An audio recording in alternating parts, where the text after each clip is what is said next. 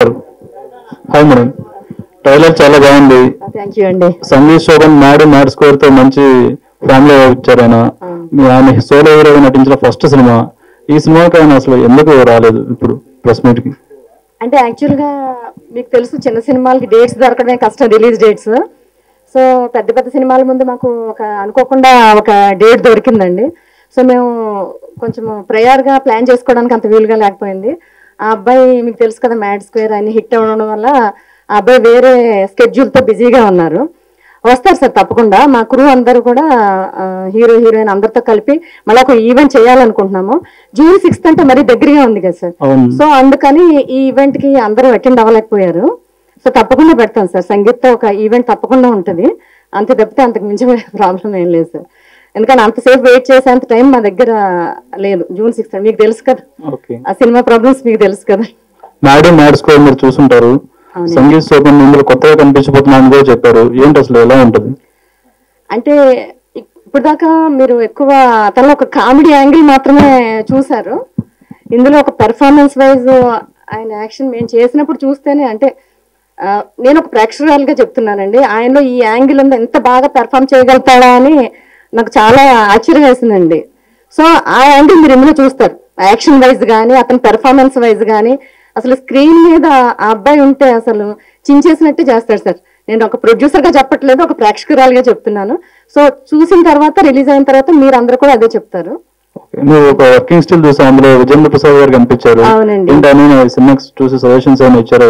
ఏం లేదు సార్, అంటే శ్రీవల్లి మేము ఆయనతో చేసిన వలన కొంచెం మీకు ఇదివరకే చెప్పాను, ఒక తండ్రి కూతురు రిలేషన్ లాంటిదండి. ఆయన ఎప్పుడు నాకు పితృ సామాన్లే. సో మేము ఏం చేసినా ఆయన దగ్గరికి ఇలా ఆశీర్వాదం తీసుకుంటూ ఉంటాము. సో సెకండ్ ప్రొడక్షన్ గా అసలు యాక్చువల్గా ఎంతకంటే మీకు చెప్పాను కదా, ఇంకా ఎర్లీగానే మా సెకండ్ ప్రొడక్షన్ మొదలవలసింది ఉండింది. ఈ కోవిడ్ వల్ల అది డిలే అయ్యిందండి. ఏదైనా మేము ఆయనకి వెళ్ళి ఆశీర్వాదం తీసుకుంటాం. సో ఆయన అలాగే మా సెట్కి వచ్చి మమ్మల్ని ఆశీర్వదించి వెళ్ళారండి. ఓకే, డైరెక్టర్ గారు, ట్రైలర్ చూస్తే ఒక డైమండ్ చుట్టూ 100 కోట్ల డైమండ్ చుట్టూ కథ తిరుగుతుందని అనిపిస్తుంది. ఎలా ఉంటుందండి అసలు? అంతేనండి, ఇప్పుడు ట్రైలర్ లో ఏదైతే చెప్పాలనుకున్నామో అదే మేము సినిమా ముందు చెప్తున్నాము. సో గ్యాంబ్లింగ్ అనేది ఇప్పుడు చాలా ట్రెండ్ లో ఉంది. సో మేము గ్యాంబ్లింగ్ ని సపోర్ట్ చేయట్లేదు, అగెనెస్ట్ చేయట్లేదు. బట్ అసలు ఎలా ఉంటది గ్యాంబ్లింగ్ అనేది, ఎలా ఉంటుంది, లైఫ్స్ ఎలా మారిపోతాయి. ఇలా మీరు లిరికల్ వీడియో విన్నారు కదా, ఆ సాంగ్ లో ఏదైతే కంటెంట్ చెప్దాం అనుకున్నామో సినిమాలో కూడా అదే ఫిలాసఫీ అండి.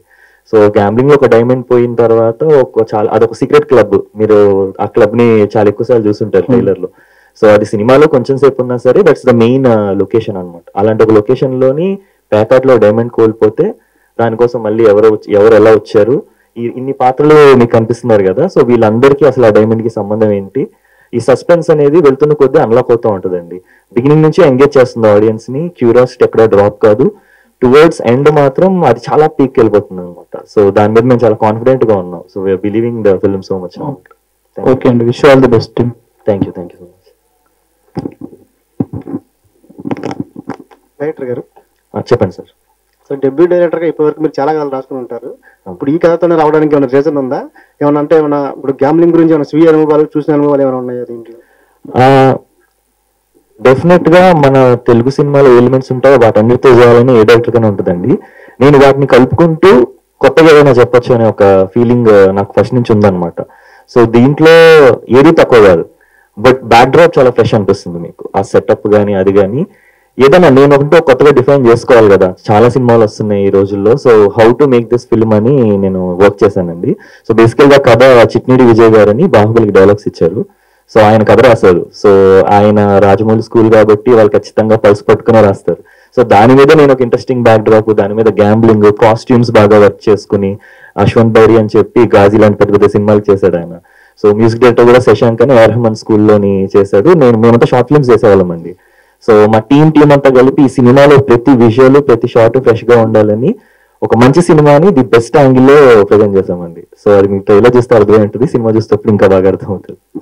ఇప్పుడు బెట్టింగ్ యాప్స్ మీద కొంచెం ట్రెండింగ్ మన జరిగింది కదా, ఇష్యూ జరిగింది కదా, దానికి సంబంధించింది ఏమైనా ఉంటుందా దీంట్లో ఏమైనా, లేకపోతే మన మెసేజ్ ఏమైనా ఉంటుందా దీంట్లో? దీంట్లో మెసేజ్ అయితే ఉంటుందండి, కాకపోతే కాన్సిక్వెన్సెస్ ఏంటనే ఉంటాయి. సో ఇప్పుడు రీసెంట్ గా ఐపీఎల్ కానీ లేకపోతే మీరు చెప్పినట్టు ప్రమోషన్స్ కానీ ఇవన్నీ ఏంటంటే గ్యాంబ్లింగ్ చేయమని చెప్తుంటాయి. మేము అలా ఏం చెప్పట్లేదు. గ్యాంబ్లింగ్ చేస్తే ఏమవుతుంది, ఇప్పుడు ఈ జనరేషన్ కి ఇప్పుడున్న ఆడియన్సెస్ కి మనం ఏం చేయాలో ఏం చేయకూడదో చెప్పే అంత లేదనుకుంటున్నాను నేను with social media and all. So cinema చూస్తే ఏదో ఇలా చేస్తే ఇలా అవుతుందా అని అర్థం చేసుకుంటాం. అండ్ మా కీ డైలాగ్ వచ్చేసి జూదం ఎక్కడ ఆపాలో తెలియాలి, యుద్ధం ఎక్కడ మొదలు పెట్టాలో తెలియాలి అని. సో అదేనండి, ఏదైనా లిమిట్ దాటితే అది చెడ్డదే, అమృతం కూడా ఎక్కువ అయితే మంచిది కాదంటారు. సో అదే మేము ఫాలో అయ్యామండి దీంట్లో. Thank you. మేడం, మైత్రి వాళ్ళు రిలీజ్ చేయడం మీకు ఎలా అనిపిస్తుందండి? అంటే సినిమా చూసారు, వాళ్ళు చూసిన తర్వాత మీకు ఇచ్చిన ఫీడ్బ్యాక్ ఏంటి? అంటే వాళ్ళు రిలీజ్ చేయడం ఎవరికైనా గ్రేట్ థింగ్ అండి. మాలాంటి ప్రొడ్యూసర్ని ఎంకరేజ్ చేయడం అంతా అది మాకు నిజంగా ఒక ప్లస్ అనే అనుకోవాలండి. వాళ్ళైతే మూవీ ఏం చూడలేదు సార్, చూడకుండానే మేము వెళ్ళి రిక్వెస్ట్ చేసాము, స్టోరీ చూచాక చెప్పాను సార్. దాన్ని బట్టి వాళ్ళకు కూడా మాలాంటి వాళ్ళని ఎంకరేజ్ చేయాలని బహుశా ఒక మంచి ఇది ఉండొచ్చు. సో అందుకే నేను వాళ్ళు చాలా థ్యాంక్ఫుల్ అని చెప్తున్నాను సార్.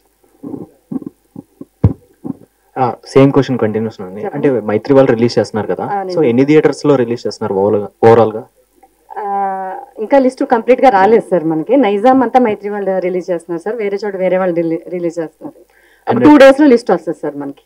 ట్రైలర్ అది చాలా బాగుంది చూడడానికి. అండ్ ఈ గ్యాంబ్లర్స్ ఇవన్నీ చూసుకుంటే మెయిన్ గా ఎక్కువ ఇట్లాంటివన్నీ గోవా అటు సైడ్ ఎక్కువ జరుగుతూ ఉంటాయి ఇలాంటివన్నీ.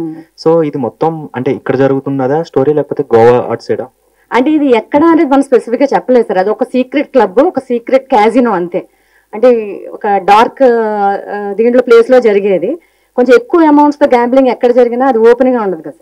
అంటే మనం కథలు రాసుకునేటప్పుడు కథ పరంగా ఎక్కువ ఊహతో చేసేదే ఉంటుంది, కానీ యాక్చువల్ గా అది ఉంటుందా లేదా అనేది క్వశ్చన్ కాదు సార్. అలా ఒకలాంటి క్లబ్ ఉంటే కనుక అక్కడికి ఓన్లీ కొంతమందికి లిమిటెడ్ ఎంట్రీ ఉంటుంది సార్. ఎవరు పడితే వాళ్ళు వాకింగ్ చేసే క్యాజినో కాదు అది. అక్కడికి వెళ్ళడానికి అర్హత ఉండాలి, వాళ్ళకి ఒకటి ఉండాలి, ఆ కాన్సెప్ట్ తో చేసింది అనమాట. అలాంటి ఒక ప్లేస్ ఉంటే, అలాంటి ఒక ప్లేస్ కి వెళ్ళిన తర్వాత వాళ్ళు ఏదైనా కోల్పోతే అప్పుడు దానికోసం మళ్ళీ ఎవరన్నా కోల్పోయిన దానికోసం ఎవరెవరు వచ్చారు, ఏం చేశారు అనేది మెయిన్ కాన్సెప్ట్ అండి. ఓకే అండి, ఆల్ ది బెస్ట్ అండి. Thank you. డైరెక్టర్ గారు. హాయ్ అండి, అంజలి. సాంగ్ చాలా బాగుంది అండ్ ట్రైలర్ కూడా చాలా బాగుంది. బట్ గ్యాంబ్లర్స్ కాన్సెప్ట్ లో చాలా మూవీస్ వచ్చినాయి అండ్ ప్రతి దగ్గర జరిగే కాన్సెప్టే ఇది. లైక్ ఐదర్ వెళ్తే ఎవరి కోసం వెళ్ళా, లేకపోతే అక్కడ ఏదో పోగొట్టుకోవడం. But what is the new thing? ఎందుకంటే సంగీత్ శోభన్ గారు చేశారు 1-2 మెయిన్ లీడ్ గా, బట్ ఆఫ్టర్ మ్యాడ్ తర్వాత సక్సెస్ తర్వాత రాబోతున్న సినిమా కాబట్టి ఆయనకి ఎంతవరకు ప్లస్ అవుతుంది కెరియర్ కి?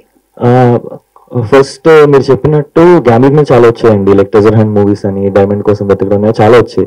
సో ఇవన్నీ ఎలా వెళ్తాయంటే మనం ఆ డైమండ్ వెతుక్కుంటూ వెళ్ళేసరికి సినిమా అయిపోతుంది. సో నేను అలా చెప్పలేదండి. సంగీత్ అనే ఒక క్యారెక్టర్, ఏంజల్ అనే క్యారెక్టర్ చేశాడు దీంట్లో. తను పేకాటను నిర్మూలించడానికి ఫైట్ చేసే ఒక పర్సన్.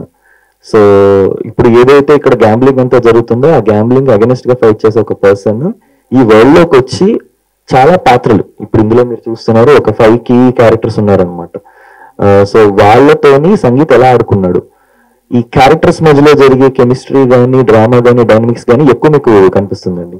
ఏదో వెతికేస్తున్నాం. పేకాట కూడా మీకు సినిమాలో పేకాట మొత్తం ఏమి ఉండదు.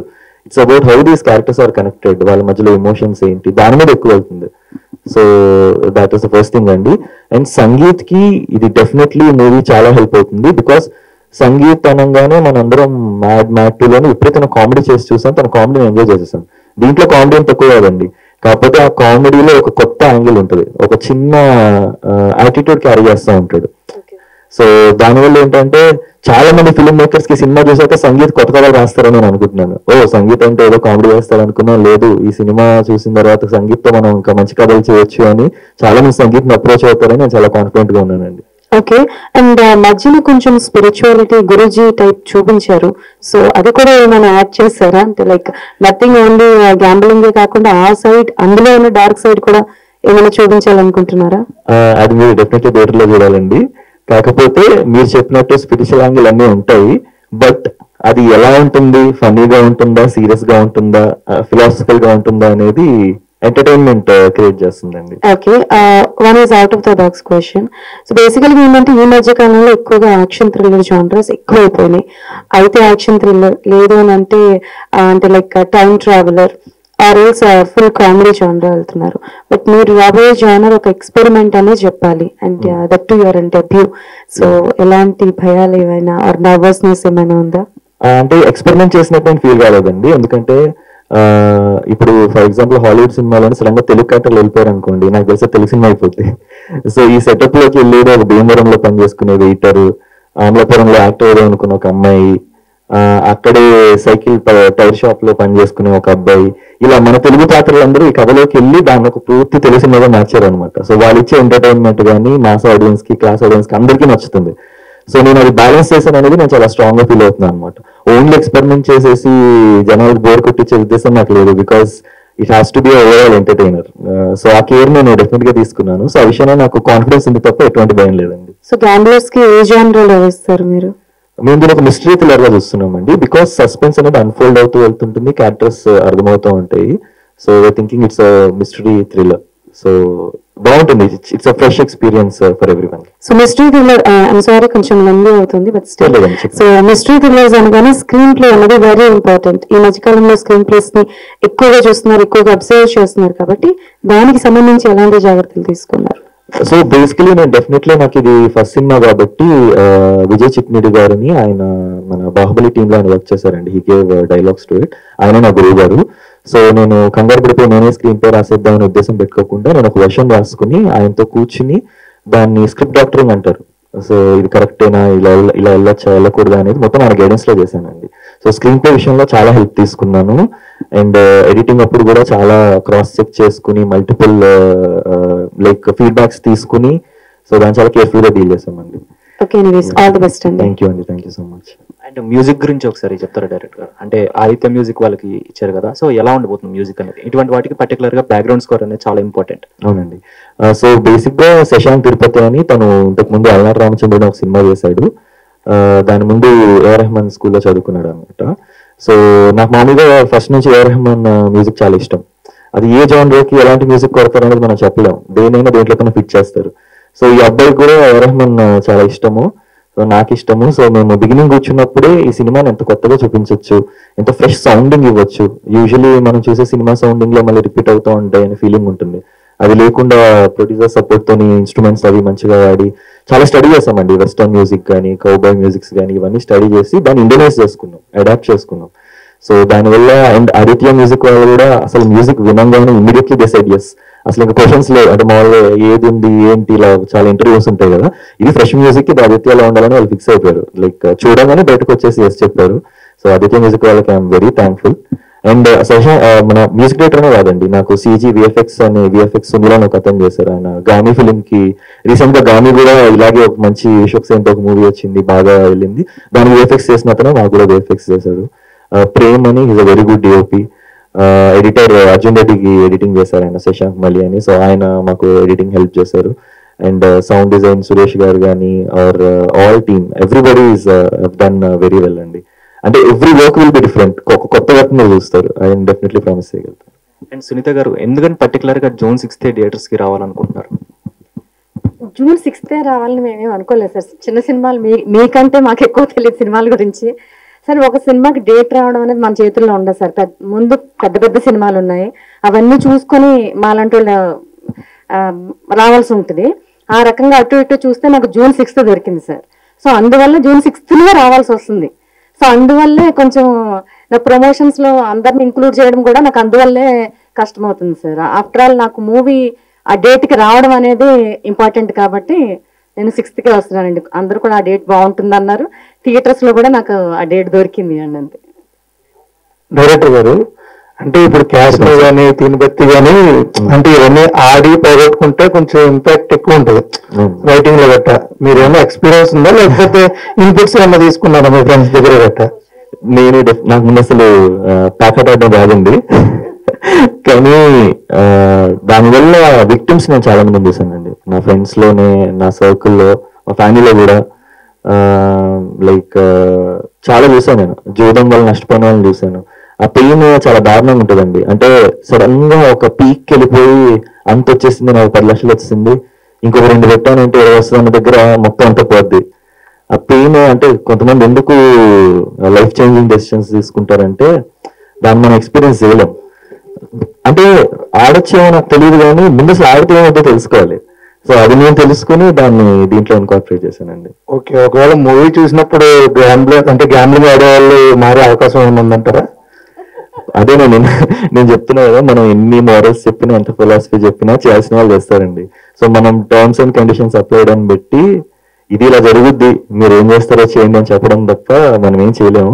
బట్ నేనేమి బిలీవ్ చేస్తున్నా అంటే అట్లీస్ట్ కొంతమంది అయినా కరెక్ట్ ఎవరో ఒక్క తీసుకున్న డెసిషన్ వాళ్ళు ఇంతమంది లైఫ్స్ ఇలా అయిపోయి ఏంటి అంటే, ఇప్పుడు ఒక గ్యాంబ్లింగ్ ఆడితే నష్టపోయే దాంట్లో వాళ్ళ ఫ్యామిలీ ఉంటారు, ఫ్రెండ్స్ ఉంటారు, చాలా మంది ఉంటారు. సో ఈ సినిమాలో చాలా మంది విక్టిమ్స్ ఉంటారు. ఆయన చూసైనా సరే అరే సరే నేను ఏదో నా సరదా కోసం ఆడాను, బట్ నా వల్ల నా పేరెంట్స్, నా ఫ్రెండ్స్, నా ఫ్యామిలీ, నా వైఫ్, నా పిల్లలు ఎవరో ప్రొటెక్ట్ అవుతారు కదా అనుకుంటే నేను చాలా హ్యాపీ. బట్ అది మంచి ఎట్లా లేదు కదండి. రాజ్ కుమార్ గారు, మీరు ఎప్పుడైనా వెళ్ళారా సార్ గోవా క్యాసినో అని తీనిపత్తిలు? క్యాసినోకి వెళ్ళామండి, కానీ చూస్తాం తప్పితే ఎప్పుడు ఆడలేదండి. మీరు ఇన్పుట్స్ ఏమైనా ఇచ్చారు డైరెక్టర్ గారికి, ఎలా ఆడాలి ఎలా ఉండాలి? క్యాసినో అని చెప్పాం అంతే అండి. ఆయన స్టోరీని బట్టి దాన్ని బట్టి డిస్కషన్ లో చెప్పాం, కానీ స్టోరీ ఎన్విరాన్మెంట్ అంతా ఆయిందేనండి అంత. మొత్తం మేకింగ్ లో మీరు ఉన్నారు, మీరు ఏమైనా ఇన్పుట్స్ ఇచ్చారేమో? అంటే నేను యుఎస్ లాస్ వేగాస్ వెళ్ళానండి, మకావ్ అన్ని తెలుసు. క్యాసినో వెళ్ళా కానీ ఇప్పుడు ఆడను, జస్ట్ చూసి వస్తూ ఉంటాను అంతే అండి. నాకు అలవాటు లేదు గ్యామ్లింగ్ అదే. Thank you sir, all the best. చాలా బాగుంది, వెరీ మచ్. మంచి ట్రెండింగ్ టాపిక్ కదా గ్యాంబ్లర్స్ అనేది. ఇప్పుడు బెట్టింగ్ బాగా నడుస్తుంది, యూట్యూబర్స్ కూడా మంచి వీడియోస్ చేస్తారు. అవునండి, అవునండి. సునీత గారు, బేసికల్ గా అంటే నేను ఇందాక మాట్లాడినట్టు చిన్న సినిమాలకి థియేటర్స్ దొరకడం చాలా కష్టం. బట్ ఇప్పుడు పెద్ద సినిమాలైనా, ఎంత పెద్ద సినిమాలైనా జనాలు థియేటర్స్ కి రావట్లేదు. దానికి 2 కారణాలు ఉన్నాయి. ఒకటి మౌత్ టాకే, వచ్చేదైనా రాకుండా ఉండడానికైనా. సో రివ్యూస్ మీద మీ ఒపీనియన్ ఏంటి? సో అంటే లైక్ మూవీ June 6th రాబోతున్నారు కాబట్టి ఎలాంటి ప్రికాషన్స్ తీసుకున్నారు? All about reviews. రివ్యూస్ చాలా major part of the movie ఉందండి. రివ్యూస్ అనేది మేజర్ ఇంపార్టెంట్. అంటే రివ్యూస్ గురించి మనకు పాజిటివ్, ప్రతి విషయంలో మనకు పాజిటివ్ ఉంటుంది, నెగిటివ్ ఉంటుందండి. రివ్యూస్ పర్ఫెక్ట్ గా ఇస్తే అది ఒక మంచి పబ్లిసిటీ సినిమాకి. అది అటు ఇటుగా ఇచ్చారనుకోండి, యాక్చువల్గా ఉన్నది ఇస్తే ఒక రకం ఉంటుందండి.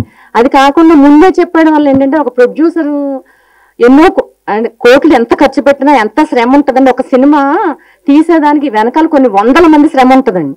దాన్ని ఫస్ట్ క్లాప్ కొట్టిన దగ్గర నుంచి సినిమా ఎండింగ్ వరకు అందులో ప్రొడ్యూసర్స్ కానీ టెక్నీషియన్స్ కానీ వాళ్ళ కొంతమంది భవిష్యత్తు కూడా ఉంటుందండి అందులో. ఎందుకంటే సినిమా ప్యాషన్ ఉన్న వాళ్ళు ఉన్న డబ్బంతా తీసుకొచ్చి అందులో పెట్టేస్తారు. అంటే రివ్యూస్ గురించి నాకేంటంటే నెగిటివ్ గా ముందే ఇవ్వడం వల్ల ప్రేక్షకుల్ని థియేటర్కి రాకుండా చేయడం అనేది నాకు అంత నచ్చిన విషయం కాదండి, నచ్చని విషయమే. ఎందుకంటే ఎంతో శ్రమపడి తీస్తామండి. ఎవరైనా మంచి సినిమా తీయాలని అనుకుంటారు కదా, మన సినిమా బాగుండాలని అనుకుంటారు. ఆ ప్రయత్నంలో కొన్ని మంచిగా వస్తే కొన్ని రాకపోవచ్చు. సో మీకు ఒకటి చెప్పాలనుకుంటున్నాను. నా చిన్నప్పుడు మా అమ్మమ్మ గారు దూరదర్శన్లో సండే పూట ప్రాంతీయ భాషా చిత్రం అని ఒకటి వచ్చేది. అప్పుడు టీవీలు కొత్తగా వచ్చిన టైం అనమాట అండి. ఆవిడ సండే మధ్యాహ్నం పూట వచ్చేది. ఆవిడ అన్ని ఒక్కొక్క వారము ఒక్కొక్క లాంగ్వేజ్ వేసేవారు. తెలుగు తప్పితే ఏవి రాదు ఆవిడకి, కానీ అన్ని లాంగ్వేజ్లు చూసేసేది ఆవిడ. నేను నాకే అర్థం కాదు నువ్వు ఎలా చూస్తున్నావు అని అడిగితే ఆవిడ ఒకటే చెప్పేవారండి, ఏంటంటే ఒక సినిమా తీస్తున్నారంటే దాని వెనకాల కొన్ని వందల మంది శ్రమ ఉంటుందమ్మా.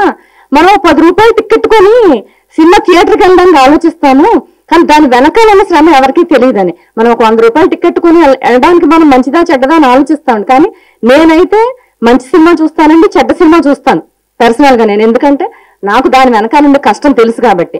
సో నా రివ్యూస్ రాసేవాళ్ళని కూడా అదే రిక్వెస్ట్ చేస్తున్నాను. నా సినిమాకే కాదు, ఏ సినిమాకైనా కూడా కొన్ని 100 కోట్లు ఖర్చు పెట్టి తీస్తున్నారండి. రివ్యూస్ ముందే ఇవ్వడం వల్ల అనుకోని నష్టం జరిగి చాలా మంది రోడ్ల మీదకి వచ్చేస్తున్నారు. సో మీ ముఖంగా నేను అందరికీ ప్రతి సినిమాకి రివ్యూస్ రాసే ముందు దాని మీద డిపెండ్ అయిన ప్రజలు వాళ్ళ కష్టాన్ని కొంచెం మనసులో పెట్టుకుని రాయాల్సిందిగా మీ తరఫున మీ ద్వారా నేను అందరినీ రిక్వెస్ట్ చేస్తున్నాను మేడం. మేడం June 6th ఇంకో హీరో మ్యాట్ సినిమాలో హీరో నితిన్ గారిది కూడా శ్రీ రాజా గారు తెలిసింది. ఏంటంటే సేమ్ అలానే ఏం అనుకోలేదు సార్, జస్ట్ కోఇన్సిడెన్స్ అండి మాది. మేము అనుకున్న తర్వాతే మేము పోస్టర్స్ పంపించేటప్పుడు స్టాండిల్ పక్కన అది ఉంటే చూసాము, మేము అది అనుకున్నాము. అన్ఎక్స్పెక్టెడ్ గా ఇద్దరిది పక్క పక్కనే వస్తుందని. సో అంటే మొత్తం పెద్ద హీరో కానీ అంటే మొత్తం థియేటర్స్ ఆక్యుపై చేసే సినిమా కాదు కాబట్టి థియేటర్స్ మాకు వాళ్ళకి బహుశా షేర్ చేస్తున్నారు అనుకుంటండి. అందువల్ల మాకు 6th రమ్మని అడ్వైస్ ఇవ్వడం వల్ల మేము కూడా వెళ్ళడం జరిగిందండి. అది హరిహర వీరమల్లి ఇలాంటి సినిమాలు వచ్చినప్పుడు మాకు థియేటర్స్ దొరకవు కదా సార్, అందువల్ల వెళ్ళడం జరిగింది. ఆ హిట్ కొనసాగాలని మనస్ఫూర్తిగా కోరుకుంటున్నాను సార్. అది హిట్ అవ్వాలి, మాది హిట్ అవ్వాలండి తప్పకుండా కోరుకుంటున్నాను. Thank you.